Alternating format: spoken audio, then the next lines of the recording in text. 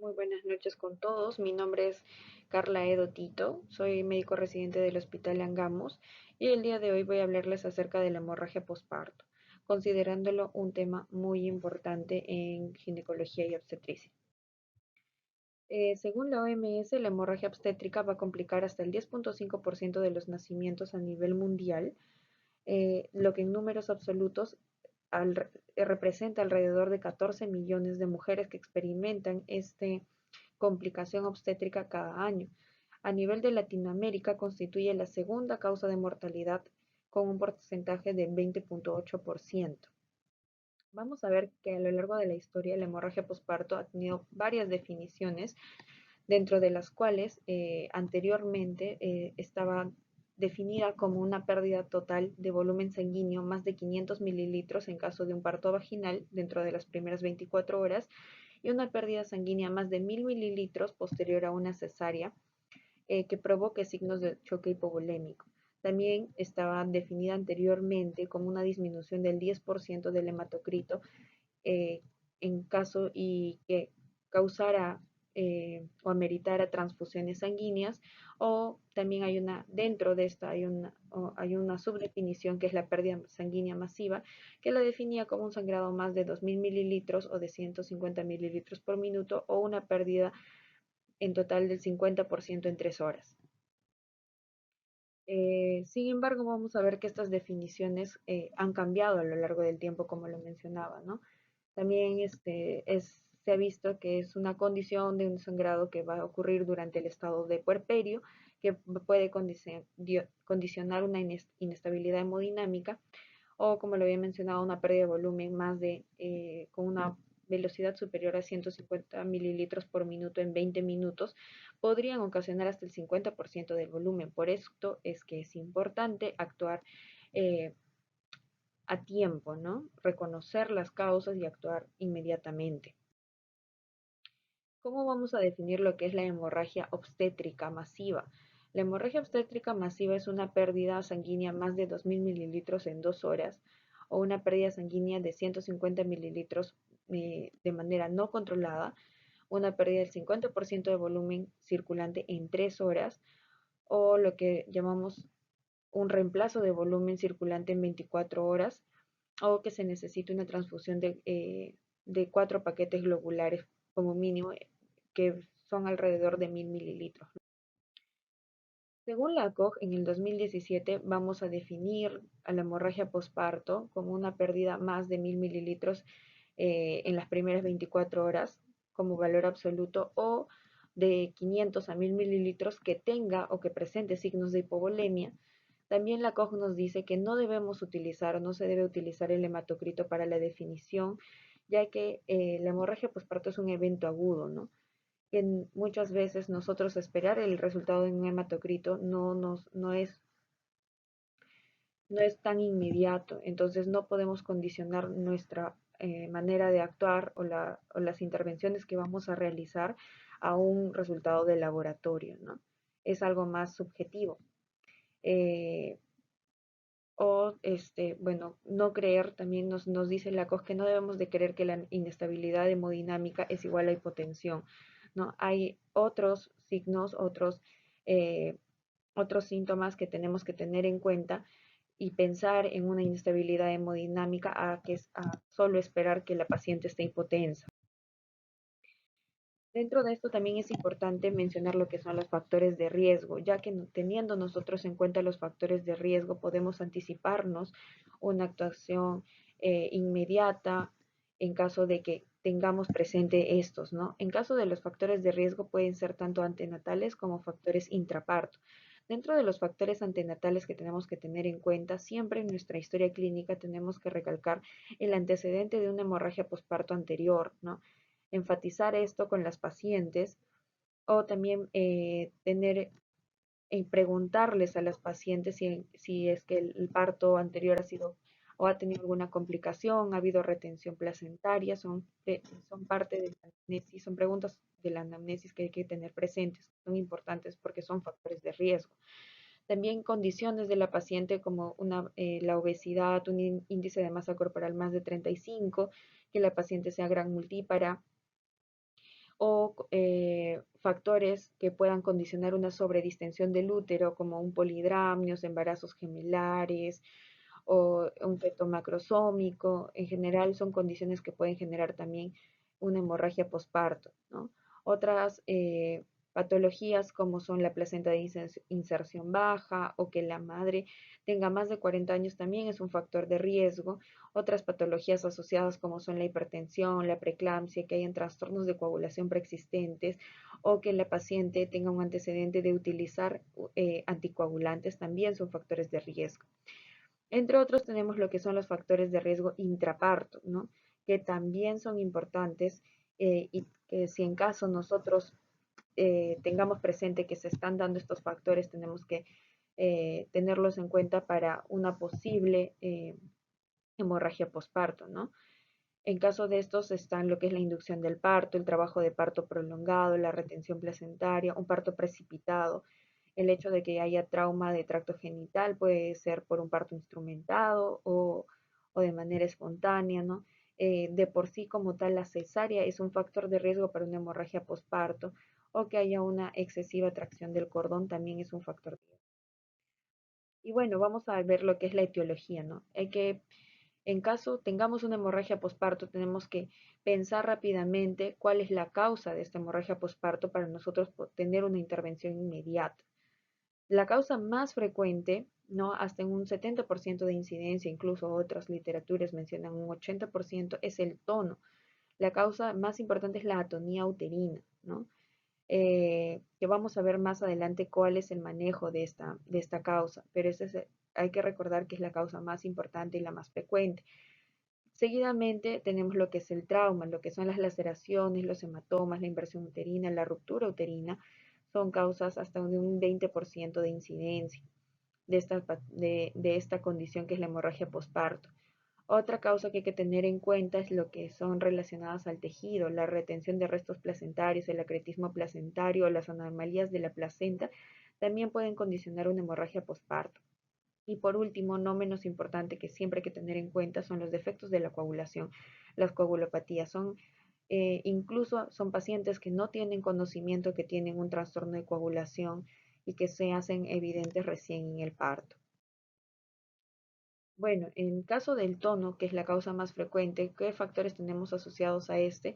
Los factores que pueden sobredistender el útero, como son el polidramnios, ¿no? Los embarazos múltiples, también las malformaciones fetales, la hidrocefalia, el hecho de que hayamos tenido un parto prolongado, un trabajo de parto prolongado o precipitado, la multiparidad, el RPM prolongado, otros factores asociados como la fiebre o patologías uterinas como son los miomas, la placenta previa o que haya estado consumiendo algún otro fármaco que puede estar asociado a otras condiciones como la preeclampsia en caso del sulfato de magnesio, el nifedipino o incluso anestésicos que son fármacos que pueden relajar la musculatura uterina y condicionar una hemorragia posparto. Otras causas tenemos como segunda causa más frecuente lo que son los traumas, ¿no? Como lo había mencionado, pueden estar relacionados a un parto instrumentado, un parto precipitado, relacionados a la episiotomía. Muchas veces esta práctica de realizar una episiotomía y si no hay una buena protección del periné, podemos asociar esta episiotomía a desgarros, ¿no? Tanto de segundo, tercer, cuarto grado, que pueden condicionar una hemorragia posparto, ¿no? También la malposición fetal o la manipulación intrauterina fetal, el hecho de que tengamos un antecedente de una cirugía uterina previa en caso de lo que es la rotura uterina, ¿no? Un parto obstruido, una placenta fúndica o que haya una tracción excesiva del cordón, ¿no? Sin una adecuada contracción puede generar trauma obstétrico. Como tercera causa teníamos lo que era el tejido y como lo había mencionado, no hay que tener importante siempre recordar si la paciente tiene un antecedente de una cirugía uterina previa que pueda condicionar un acretismo placentario o también anomalías placentarias como lo había mencionado en caso de pensando en una placenta subcenturiata o de cotiledón accesorio que uno, bueno, tranquilamente atiende el parto, puede pensar que ya salió toda la placenta, sin embargo, todavía hay restos en canal por estas anomalías placentarias que condicionan una hemorragia postparto. Y no menos importante, como lo mencionaba, los defectos de la coagulación, defectos en la trombina, ¿no? Que pueden condicionar como son la hemofilia, la hipofibrinogenemia, los antecedentes familiares de coagulopatías, el PTI, el síndrome de HELP en los casos más extremos, ¿no? Un CID, una embolia de líquido amniótico pueden generar una hemorragia postparto. ¿Y qué es lo que tenemos que hacer? ¿Cómo debemos de actuar? Lo primero que nos dicen las guías es que debemos tratar de evitar esta hemorragia postparto y una de las acciones más importantes que se ha visto que disminuye la hemorragia postparto considerablemente es el manejo activo del tercer periodo del parto, ¿no? Que es el alumbramiento. ¿Y en qué consiste el manejo activo? El manejo activo existe en la aplicación de uterotónicos, en el pinzamiento adecuado del cordón, en la tracción controlada del cordón y realizar un masaje uterino durante las 2 primeras horas. ¿Para qué nos sirve este manejo activo? Nos ayuda a prevenir un sangrado mayor de 500 a 1000 mililitros, ¿no? También nos ayuda a, está asociado con un menor riesgo de transfusiones posparto y de dolor en el puerperio, ¿no? De la contracción uterina está relacionada a menor dolor. Entonces, ¿qué debemos de hacer o cómo debemos de actuar ante una paciente que tiene una hemorragia posparto, ¿no? Lo primero que debemos de hacer en caso de que nos encontremos ante esta situación es pedir ayuda. Siempre tenemos que tener personal a nuestra disposición que pueda ayudarnos a realizar todas las maniobras, realizar los medicamentos, ¿no? Administrar los medicamentos en el momento oportuno. Entonces, el primer paso que tenemos que realizar es pedir ayuda a los personal que esté presente. Lo segundo es que debemos, de acuerdo a lo que estamos evidenciando, tratar de estimar el, un, una cantidad de sangrado, ¿no? Es algo subjetivo, pero tenemos que tratar de objetivizarlo. Como tercer paso que tenemos que seguir es, bueno, se debe de ver lo que son todas las funciones vitales, se puede administrar lo que es el oxígeno a, a través de una máscara facial sin reservorio, y debemos de monitorizar lo que es la pulsioximetría. Debemos verificar lo que es la permeabilidad de la vía aérea. En caso de que no la haya, tenemos que aperturar la vía aérea. Como quinto paso vemos y empezamos a reconocer lo que son las causas del sangrado, ¿no? Realizar un masaje uterino enérgico. Como sexto paso, bueno, ya empezamos con los fármacos, la administración de fármacos deuterotónicos como son la oxitocina, el ergotrate, la metilergonovina, el misoprostol, ¿no? Que son fármacos de los cuales tenemos que saber, tenemos que tener un conocimiento básico para nosotros poder administrarlos, ¿no? También debemos de, como lo mencioné, ya ir viendo lo que son las causas de la hemorragia posparto, teniendo en cuenta las 4 T's, ¿no? El tono, el trauma, el tejido y la trombina. Asimismo, y todo esto en realidad es a nivel paralelo, ¿no? No es un paso tras otro, sino debería ser todo a nivel paralelo. También ver que, bueno, la paciente cuente con 2 vías, vías permeables, ¿no? Se debe canalizar 2 vías diferentes, se debe colocar una sonda Foley y se debe iniciar la administración inmediata de lo que son cristaloides, ¿no? En caso de que tengamos signos de choque o podamos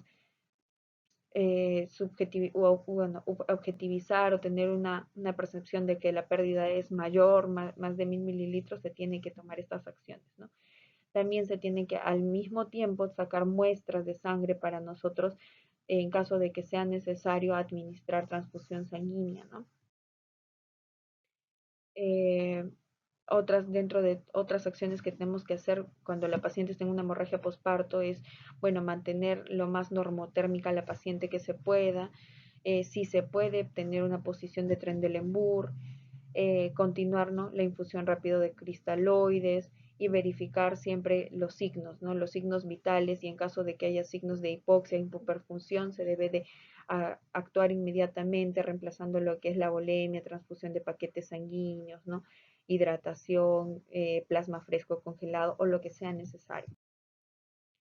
Entonces voy a hablar un poco acerca de los uterotónicos que, como le mencioné, son fármacos básicos que debemos siempre tener en cuenta, saber por lo menos algunas de las administraciones más frecuentes para nosotros en caso nos encontremos ante un parto podamos utilizarlo y bueno, ante una hemorragia postparto podamos utilizarlo de manera inmediata, ¿no?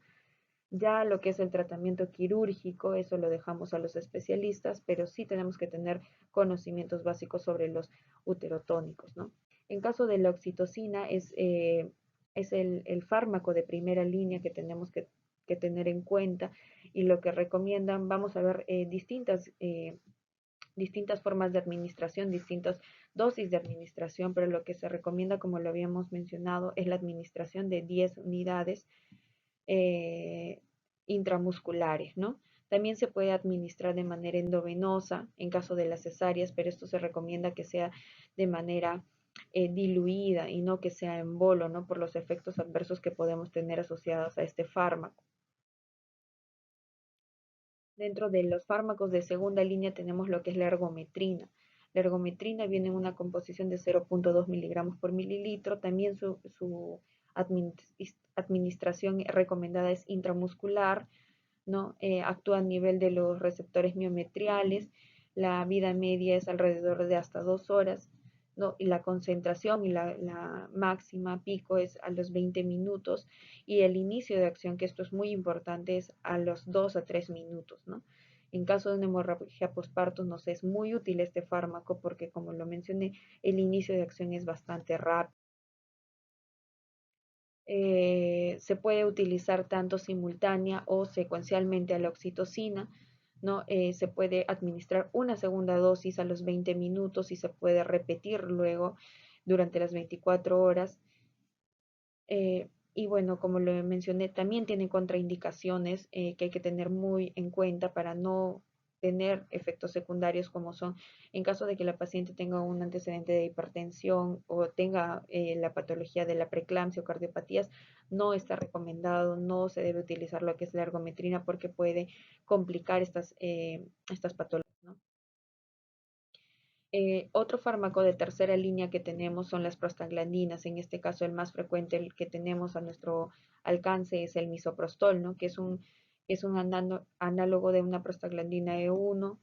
eh, Está asociado a varios efectos secundarios, pero que podemos evitar según la vía de administración. No está contraindicado en caso de que la paciente tenga asma o hipertensión. Su administración puede ser tanto vía oral, sublingual, intrarrectal, ¿no? Pero lo bueno, y en caso de que nos encontremos ante una hemorragia postparto, la vía de administración ideal, ¿no? Que debemos utilizar, que es recomendada, es la vía de administración sublingual. ¿Por qué? Porque el mecanismo de acción es mucho más rápido, es aproximadamente a los 7 minutos y es lo que necesitamos nosotros en una hemorragia postparto, que sea algo rápido. No podemos estar esperando el efecto de acción, por ejemplo, de una de las pastillas transrectales, ¿no? De igual manera, tenemos varios esquemas para utilizar el misoprostol. Lo recomendado es de 400 a 800 microgramos sublingual o vía oral, ¿no? También en caso de utilizar la vía rectal, las dosis recomendadas es de 800 a 1000 microgramos vía rectal, ¿no? Y según las guías vamos a poder ver que pueden variar eh, estas dosis, ¿no? También otro fármaco muy utilizado que podemos tener al alcance y que se ha visto que reduce el riesgo o bueno, que reduce el evento agudo de la hemorragia postparto es el ácido tranexámico, ¿no? La indicación de esta es 1 gramo de endovenosa en dosis única y en caso de que hubiera una persistencia del sangrado, a pesar de haber utilizado ya los medicamentos de primera, segunda y tercera línea, también está indicado lo que es el ácido tranexámico, ¿no? Se puede administrar 1 gramo por hora. Sin embargo, hay que tener en cuenta los efectos secundarios como son las náuseas. Pero y es importante recalcar que se ha visto que este fármaco no va a disminuir la morbilidad materna, ¿no? Está más que nada su eficacia respecto a lo que es el sangrado. Y esto es, bueno, un resumen que me parece importante sobre lo que son la hemorragia posparto, las definiciones y los fármacos de primera, segunda y tercera línea que debemos de saber, ¿no? Y tener conocimiento para poder actuar de manera inmediata en este caso. Gracias.